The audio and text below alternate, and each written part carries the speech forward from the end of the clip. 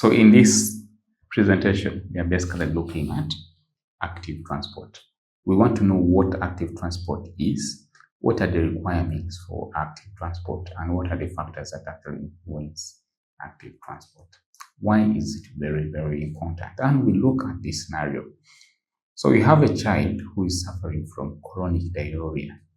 This basically means that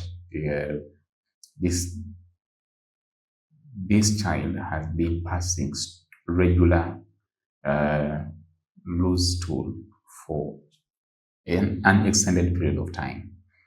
Okay, so they're having this diarrhea for some time now. So what happens with this diarrhea is that the child will definitely lose vital nutrients. Absorption of these nutrients will not basically happen. And also, this can be associated with loss of minerals. Okay, so the questions that we have is that describe how glucose is absorbed from the intestines into the bloodstream, and then explain the importance of active transport in nutrient absorption, and then suggest two effects of poor nutrient absorption on body function, and then explain how oral rehydration therapy uses the principles of transport to restore hydration. So this question basically again crosses into different topics. The first topic is that yes, we are looking at active transport and its role in absorption of nutrients, that is transport. And then the other topic that comes in is an issue to do with water balance. Okay, water balance in this case, because if you have diarrhea, then one of the challenges you're going to have is that the child will be dehydrated. Okay, so how do you restore that hydration status? You give them ORS, what we term as oral rehydration therapy. This ORS can actually be made at home. Okay, this ORS can actually be made at home. Using what? You can use salt and also water. So that means that this is actually a salty solution. ORS is a salty solution. Okay. In here, we are terming it as oral rehydration therapy. That's the same thing as oral rehydration salts, ORS. Okay. So in this case, we're terming it as ORT. The concept is that you have this salty solution that you have to give to this child such that they replace the ions that they are losing, but also it helps in making sure that you have water reabsorption. Okay, happening. Okay, so absorption of glucose in the small intestines happens through active transport, but also you can have issues to do with what we term as co-transport, and of course co-transport or secondary active transport. These are all forms of active transport. Okay, and we basically shall notice that actually glucose requires some transporters. We have what we term as glucose transporters. These are basically carrier proteins that are used in transporting glucose. So the importance of active transport is that it enables the absorption of nutrients, even if the nutrients are more in the blood compared to what you have in the intestines. So that means that it allows movement of nutrients from the intestines to the bloodstream, even against the concentration gradient. And that is where active transport becomes very important. Okay, so let's look into these concepts. So active transport requires energy in the form of ATP for particles or molecules or materials to be moved across different cells. Okay, so the key thing is that you will have enzymes that can be able to. The key thing that is needed is the ATP, and that ATP is the one that provides the energy, and that energy comes when this ATP has been hydrolyzed. Okay, so breaking the bonds of such that of ATP, such that you have ADP plus the inorganic phosphate. That blockage is what gives us the energy that is used in active transport, or even other processes that use energy in the form of ATP. Okay, we already know that we can actually have the passive transport mechanisms, and we said that diffusion, first-stage diffusion, and osmosis, these are passive. Active transport is the one which is an active form of transport. So we say active transport requires energy. So that energy comes from hydrolysis of the ATP, and it is what gives that energy. So that energy can be used for creating that conformational change of the protein. Okay, so basically, when ATP is broken, you have the inorganic phosphate, and that inorganic phosphate is what can bind to some transporters and create that conformational chain that will transport the molecule or ions in question. So in this case, we are basically seeing the different forms of transport that you can basically have, and I want to illustrate this here. So for active transport, you're moving things from where they are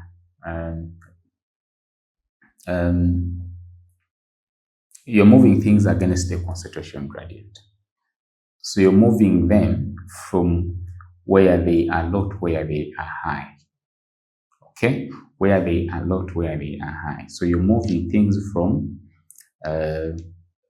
if this is high, you're moving them from low to high, and that's why you need that energy.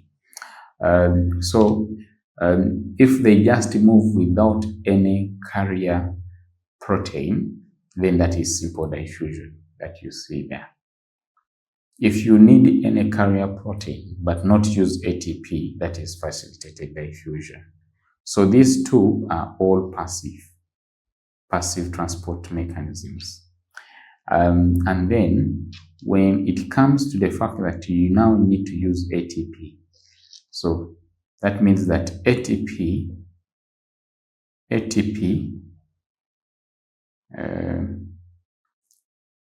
has to be hydrolyzed to give ADP plus the inorganic phosphate. What you basically see here, that is the way in which that energy is utilized. When you have that hydrolysis of that ATP molecule, you have energy, and that energy is what is basically used. That energy is basically used in creating a conformational change, the change in the structure of this, and this will now move. You can see this arrow will move the particle to the other side. That's what basically happens there. So this ATP can be used directly, just like what you have seen there. Okay, directly use of ATP. So that is termed as direct active transport. But sometimes you can have indirect active transport. With indirect, the ATP is not used directly for the transport of the ion or molecule in question, but it creates a gradient for another ion, and then later on another ion will have to be used from one side to the other side, and we shall look at that shortly. And this is what we have just basically explained. So you have the particle which is on this side, it has to bind to one side, and then when there is hydrolysis of ATP, this molecule will be brought to this side, and that is active transport, which is direct because this ATP is used directly here to move this molecule to the other side. And then for indirect, what you're basically having is that you have to move one molecule from one side to the other, but you have to move it with another molecule or ion.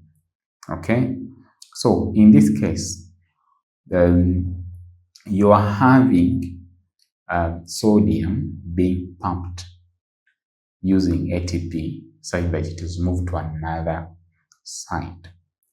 And as it is being moved to another side, it carries with itself glucose. So they are moved together. That is what we term as co-transport. Two molecules or two things being moved. One is glucose and then the other is an ion, which is sodium. Okay, so that is what happens when you have glucose being taken up into the bloodstream from the intestines, is that you have sodium being actively pumped, and therefore you are using ATP. But as you are moving these ions down this gradient, glucose also moves against this gradient using the same energy protein. Okay, so the interest is to pump one, but also glucose comes along. So you have this glucose here and then the sodium here. Okay, so that is indirect, right? So the energy in this case is used to generate that gradient for sodium. And when that gradient for sodium is created, you are going to move together with glucose. Okay, so it is indirect. So that means that for that case, you're having one protein carrier moving with two, one with sodium and then the other with glucose. I mean, one carrier protein moving sodium ions and glucose. That is basically one sodium, one carrier protein. So the thing is that you can have different proteins involved in active transport. When you have one ion or molecule being moved in one direction, uniport carriers. And then with symport, you're having two substances that are moved in the same direction. And then the antiport one is being moved in the opposite direction of the other. So that means that antiport, you're moving two molecules. Symport, you're moving two molecules. Symport, same direction. Antiport, different directions. Whereas with uniport carriers, it is one molecule, one direction. Okay, so an active transport, being a physiological process, is affected by temperature. That means that if you have increased temperature, you're going to have increased transport by enhancing respiratory enzymes, because it is the respiratory enzymes that will give you the ATP that will be used in active transport. That means also that if you have oxygen, you're going to generate more ATP, and this ATP will be used for active transport. And then also presence of respiratory substrates, that is glucose, that will basically be used in breaking. When glucose is broken down, you have ATP that is generated, and then you have active transport basically happening. So active transport, just like we have seen, this is very important in movement of ions like sodium, very important in movement of glucose, but also other organic compounds. Also very important movement of mineral ions, and also excretion of wastes. For example, urea against the concentration gradient. Basically, what you basically need to note from these points is that where ATP is required. For example, ATP is required for muscle contraction, movement of organic compounds, whether in plants or even in animals, still very important. Impulse transmission, still very important, because you have changes in cell potential, and this will happen when you have ion changes happening. This requires energy. Stomatal opening and closure, using the ion theory. You have the ion theory of stomatal opening. The movement of ions influences the opening and closure of the stomata, and these ions definitely need energy for this movement to basically happen. So that also means that if you have anything that disrupts any of the processes that produces ATP, then you are going to disrupt active transport. So any poisons, for example, cyanide, which interferes with active transport because it prevents, it is basically cyanide is a respiratory